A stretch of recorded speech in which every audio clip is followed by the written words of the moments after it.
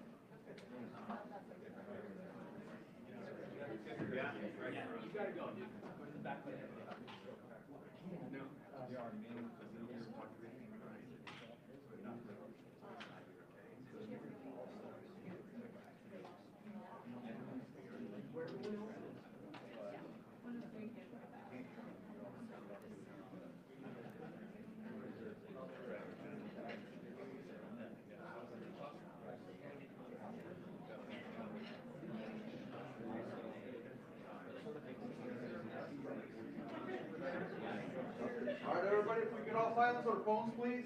Thank you. Silence or turn off, please.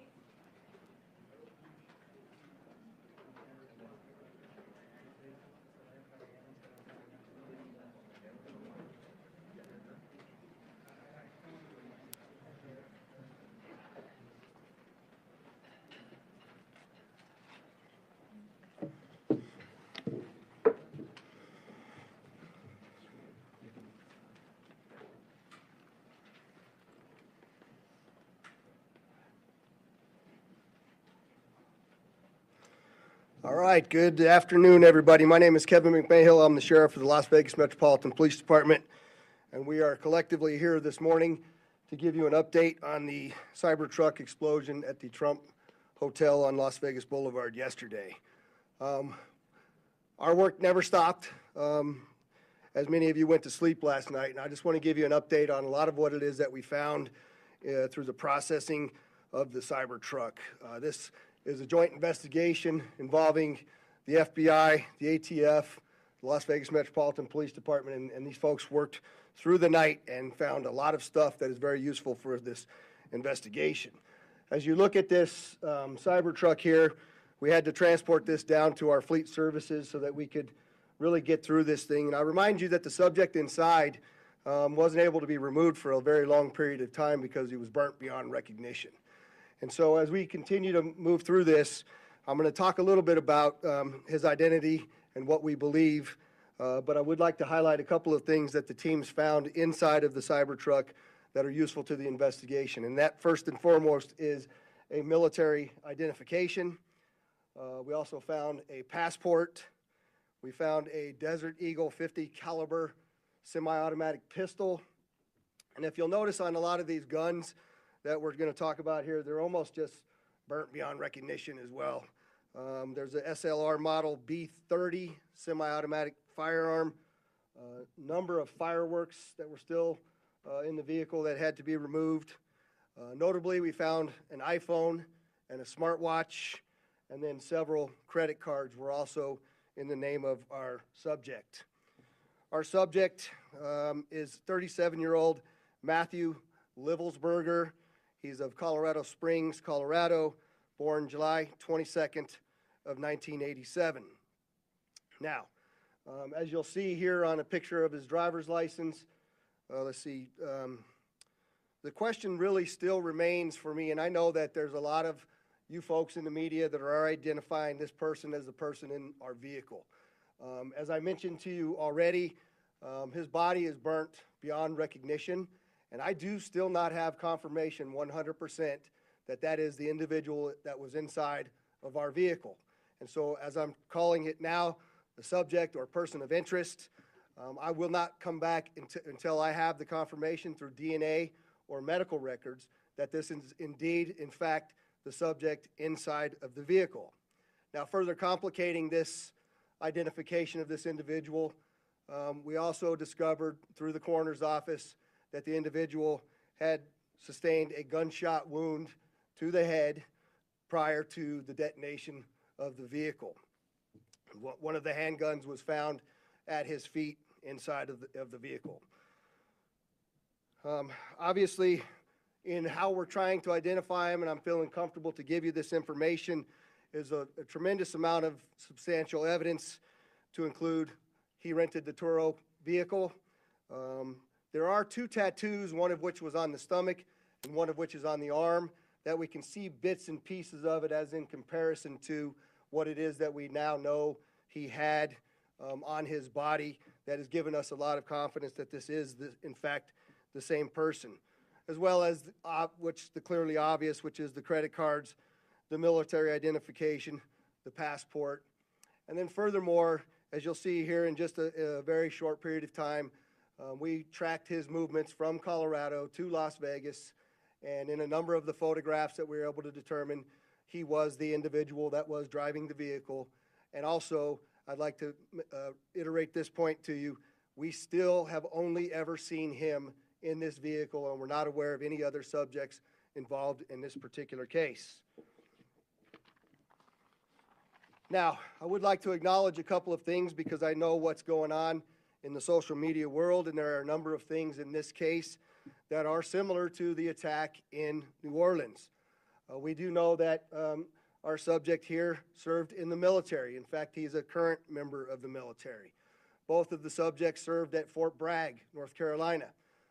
What we do know about that is it's a very large military base, and we have no record that they served in the same unit or even at the same years at Fort Bragg, something that continues to remain under investigation. I also know that they both served in Afghanistan in 2009. We don't have any evidence that they were in the same province in Afghanistan, the same location, or the same unit. Again, something else that remains under investigation. And we also know, of course, that they both used the rental company Turo to rent their vehicles. As far as his military background, it's been confirmed by DOD that he was indeed in the United States Army. He was also a Green Beret operations sergeant who spent most of his time at Fort Carson, Colorado, and in Germany. He was on approved leave from Germany, where he was serving with the 10th Special Forces Group. He was also previously in the National Guard and the Army Reserve. I'd like to point out to you that through exceptional joint investigative effort, we've gotten to a place where we believe we can show you his route to Las Vegas from Colorado, and Carlos will put up the map there for you. And we know that he rented the Cybertruck in Denver on December 28th. We tracked his movements through the Tesla charging stations to Monument, Colorado on December 30th. On the 31st of December, the truck was charged in Trinidad, Colorado, Las Vegas, New Mexico, and Albuquerque and Gallup, New Mexico. On January 1st, the truck was charged in Holbrook, Flagstaff, and Kingman, Arizona. We last tracked the truck in Kingman at 05:33 yesterday morning. The truck was first spotted in Las Vegas at 7:29 a.m. yesterday. And Carlos will pull up a picture of the truck pulling onto Fashion Show Drive here. And that picture was observed at about 7:34 a.m. We know that he pulled into the Trump Valet, and I believe we have a video of that. You can see the Cybertruck highlighted there.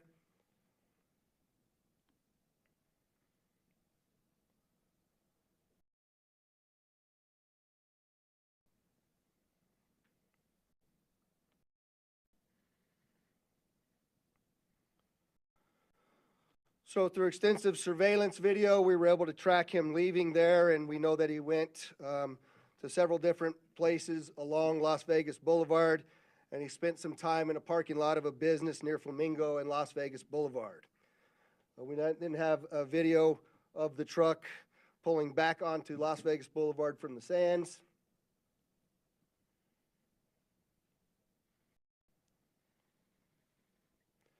See that there? That's north on the boulevard from Sands at 8:39, where he then immediately heads to the Trump Hotel, pulls into the valet area, and as of course you all know, the explosion occurs within 17 seconds of his arrival at the valet. There's some additional investigative updates that are going to be provided to you by a couple of the other speakers here, the first of which will be our special agent in charge of the FBI local office, Spencer Evans. Spencer? Good morning, my name is Spencer Evans. I'm the special agent in charge of the FBI's Las Vegas division. As the sheriff mentioned, we've been working through the night with our partners, the Las Vegas Metropolitan Police Department and other agencies, to gather all the facts and determine a motive to what was initially reported to the FBI as a bombing incident, to which our special agent bomb techs and others responded. Obviously, we're always concerned in these sorts of events to ascertain what the motive is. We understand that's everybody's at the forefront of everyone's thoughts. And so looking into exactly what the motivation is remains our #1 priority. This is why the FBI's Joint Terrorism Task Force has been brought into play. The Joint Terrorism Task Force, most important part of that acronym is joint. It is done in concert with our partners, which are comprised of more than a dozen investigative agencies here throughout the state of Nevada. We've been working hand in glove, side by side, tirelessly to determine, is there any ongoing threat to the public, to identify the subject, to determine any potential connection to other events going on in the world, most notably in New Orleans, and then obviously to determine if there's anything else that we need to be tracking down. At this time, as the sheriff's pointed out, we feel that the subject has been identified, although not conclusively, waiting for DNA evidence on that front. However, we do feel like we have the subject identified, and at this time, there is no information about additional subjects that the FBI is tracking on. Our resources, as I mentioned, that have been deployed in support of this event include Special Agent Bomb Techs, our evidence response team, which is processing crime scenes, side by side with the forensics folks from Las Vegas Metropolitan Police Department, our investigators, our intelligence analysts, and then outside of the FBI Las Vegas field office, we have investigative leads that are being conducted by FBI field offices, both internationally and domestically as well. As always, when the FBI is involved with any sort of case like this, we ask for help for the public. Anyone with information related to this incident, we encourage you to please call 1-800-CALL-FBI, or you can submit a tip online at tips.fbi.gov. We've already received thousands of tips related to this incident. The challenge that we face moving forward is to separate those that are pertinent and relevant and those that can be verified from those that have not. For example, one of the tips that we received just today relates to information alluding to this subject's personal experiences related to his time and activity in the military. Again, that's unverified and uncorroborated, but one of many tips and leads that we will be following up in the days that come. If you have any additional information, again, encourage everyone, 1-800-CALL-FBI or submit it online, tips.fbi.gov. We will tirelessly work to exhaust all investigative leads and conclusively determine what the nature of this particular incident was, what the motivation was, and to the extent possible, share all that information as we obtain it. I'll now turn some time over to the Assistant Special Agent in charge from the ATF, Kenny Cooper.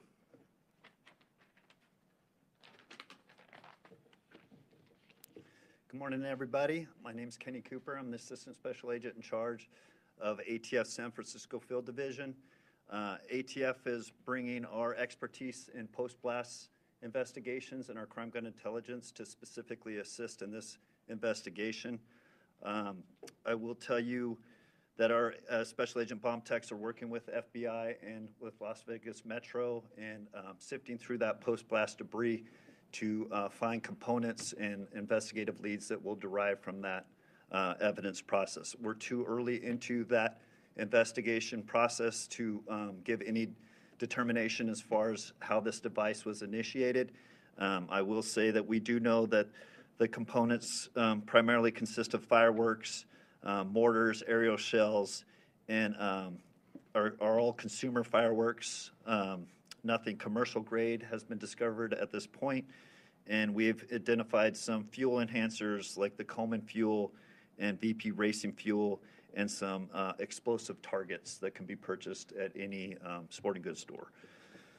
We've also, as the sheriff mentioned, we've identified 2 semi-automatic handguns recovered from the Tesla.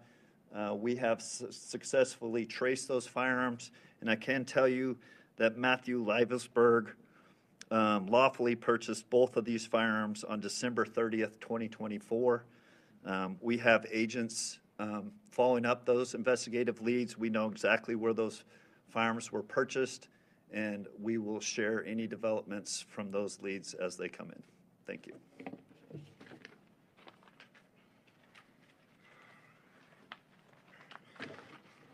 We also have the Clark County Fire Chief here, John Steinbeck, and he didn't have any additional updates, but if there's any questions in regards to what the fire department did during this, he's here to answer those questions as well. With that, I'd just like to say before I take a couple questions from all of you, you'll notice that we're not releasing information that we haven't corroborated and verified. We're very well aware of all of the things that are going around on social media. But that's just the way we're going to conduct this investigation. We're not putting it out until we can tell you for a fact what information it is that we're putting out. And so we're going to continue to do that, but I'm also confident to tell the Las Vegas community and this great nation that we don't believe there's any further threat from this subject or anybody associated to him here in Las Vegas. With that, Denise, I saw you had your hand up. If you could just identify yourself, please. Did the suspect have any other So the question was, did the subject have any ties to Las Vegas, or had he ever been here before? I do believe we had one instance a number of years ago where he stayed at a local hotel, but we still trying to verify that information as well. Sir? The David Charles, KLAS TV. There was, you have a gentleman in a Cybertruck, Trump Hotel. There's information that the FBI was in Colorado Springs last night, possibly at this gentleman's home. Any information about why? I think I'll let Spencer answer that question. Yeah, so as I mentioned, the motivation at this point is unknown. We are, as I mentioned earlier, following investigative leads both domestically and internationally as well. And so that includes search warrants and witness interviews, collecting forensic information, and basically trying to compile the facts. And so there's investigative activity taking place literally around the globe, trying to determine what the potential nexus is. But at this time, at this particular moment in time, as the sheriff aptly said, we have to focus on what we know and what we don't know. We know we have a bombing, absolutely, and it's a bombing that certainly has facts that raise concern. It's not lost on us that it's in front of, of the Trump building, that it's a Tesla vehicle, but we don't have information at this point that definitively tells us or suggests it was because of this particular ideology or any of the reasoning behind it. That's the purpose of the investigation that we're conducting, is to get to the bottom of exactly what happened, why and how. Sir? Tim Caputo with KBC in Los Angeles. You mentioned a number of similarities between this case and the one in New Orleans. How far in the investigation process do you guys go to try to rule out that they are connected, knowing that you already have a couple things that seem to connect them together? So the question is how are we working to rule in or rule out any connections to the New Orleans event? And the answer to that is every tip and lead that comes in, every piece of evidence that comes in, we don't discount it, we work it through it. It's a interesting thing during these kinds of investigations that if these turn out to be simply similarities, very strange similarities to have. And so we're not prepared to rule in or rule out anything at this point. There's lots more for us to do in this investigation. We haven't even gotten into the phones or the computers, which are usually very, very instructive and informative to us as we investigate. And we've got a lot more work to do to trace him, to see the stores that he went to rule out anybody else. Lots of investigative work to do, and we're just trying to give you an update on what we know now that is factual.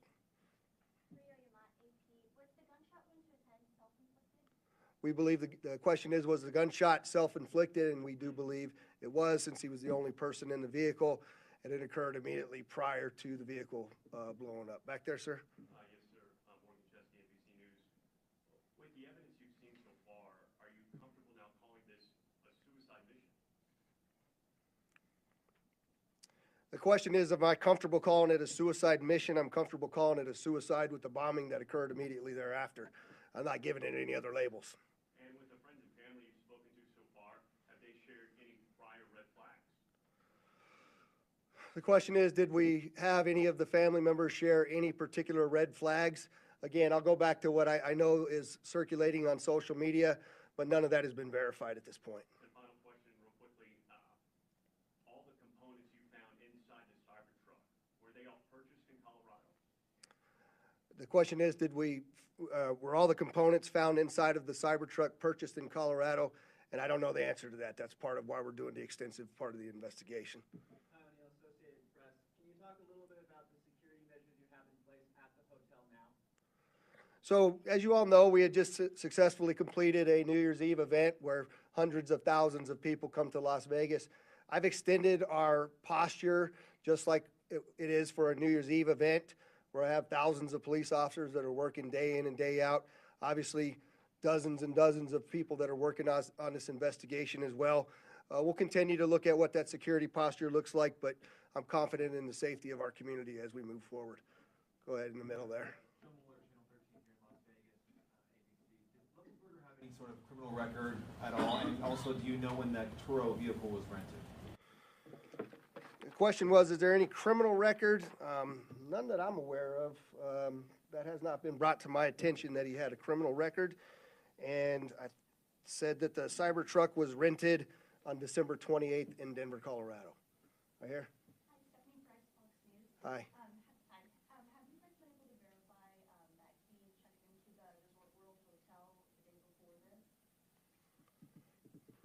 question is, do we know if he checked into the Resorts World the day before this? I'm not aware of that information. Sir? Mike on Fox 5 Vegas. You mentioned increased security presence at the Trump International. That will extend further along the strip, or is it just there?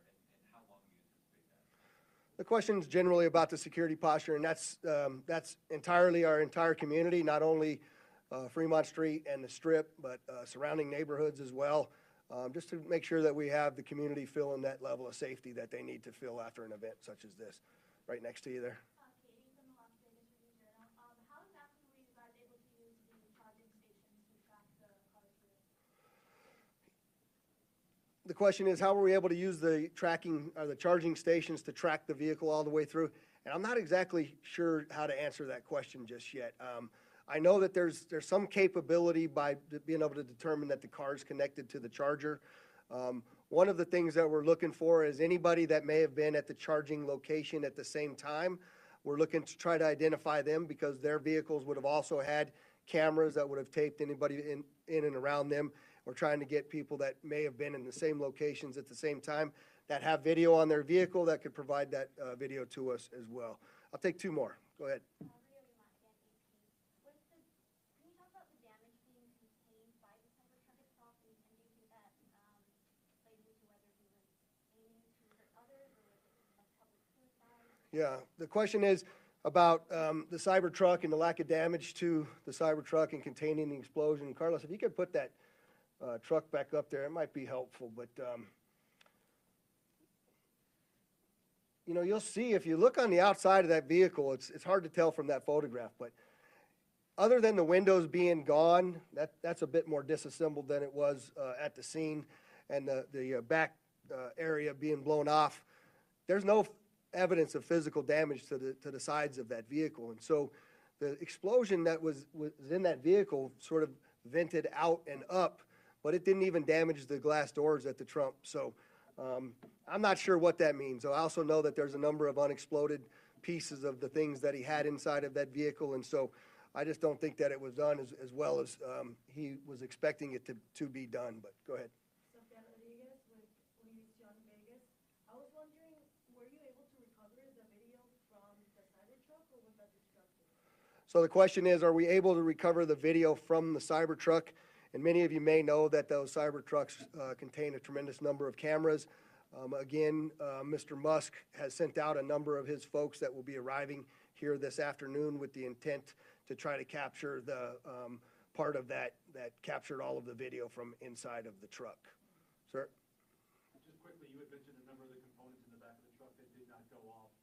Maybe this is a better suited question for ATF, but when it comes to the rudimentary nature of the bomb, I think we mostly think of a bomb that is connected. This seems like individual kind of incendiary and combustible components put together. Can you speak to how you think this is a bomb, or was it just several pieces of things that might blow up and might explode that were just lit and gone off at the same time? Yeah, I'll tell you, it does appear that it was, I just want to be careful with my language here, but the level of sophistication is not what we would expect from an individual with this type of military experience. That most of that, the materials inside that Tesla were fuel to help fuel a greater explosion. But it's too early to answer any question as if there was sophisticated connectivity to those components to make it ignite in the way that it did. All right, there was one last hand over here. I'll take your last question. Or maybe this is for Special Agent Evans, Mike Carter, Newsmax. Any idea if the suspect has been in touch with any outside terrorist groups? Has this investigation extended globally? The question is, do we know whether the subject's been in touch with any outside terrorist groups or if it's been investigated globally? And Spencer, you want me to? Okay. So the question about whether it's being investigated globally, absolutely. Like I said, we're running down investigative leads around the world. No information that we're aware of right now that connects this individual to any terrorist organization around the world. But that's obviously the thrust of the investigation, is ruling out that there's any sort of terrorism nexus, and then again, getting at what the ideology is. We appreciate you all coming, and we will be back before you when there are substantial updates to provide to you. Thanks for all your great work.